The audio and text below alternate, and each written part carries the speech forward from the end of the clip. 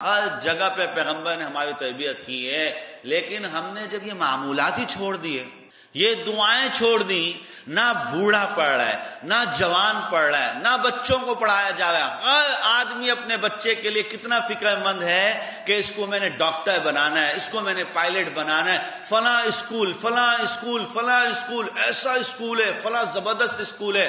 میرے محترم دوستو بزرگوں، یقین جانیے ہم سے مطالبہ قرآن و حدیث کا یہ ہے کہ اپنی اولاد کو مسلمان بنا دو، آگے رب کریم جانے یہ جانے۔ اگر رب نے اس کو رزق کے اندر فراوانی دے کے کروڑ پتی بنانا ہے تو میں اس بات کو ممبر پہ بیٹھ کے قسم اٹھا کے کہتا ہوں، اس کو سائن نہیں بھی کرنا آتا ہوگا، اللہ اس کو کروڑ پتی بنائے گا۔ ایسی ایک دو مثالیں تھوڑی ہیں، ہزاروں لاکھوں مثالیں۔ انگوٹھا چھاپ لوگ ہیں اور اکاؤنٹوں میں کتنا پیسہ پڑا ان کو پتہ نہیں ہے۔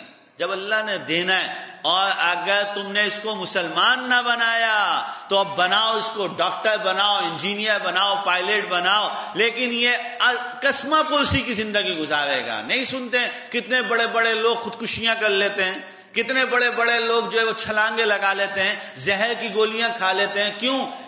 پڑھائی تھی، آکسفورڈ سے پڑھے ہوئے تھے، فلاں لمس یونیورسٹی سے پڑھ کے آئے تھے، فلاں سے پڑھا تھا، فلاں سے پڑھا تھا، لیکن کیا انجام کیا ہوا؟ گولی کھا کے مر گیا، اپنی کن پٹی پہ پسٹل رکھ کے چلا کے ختم ہو گیا۔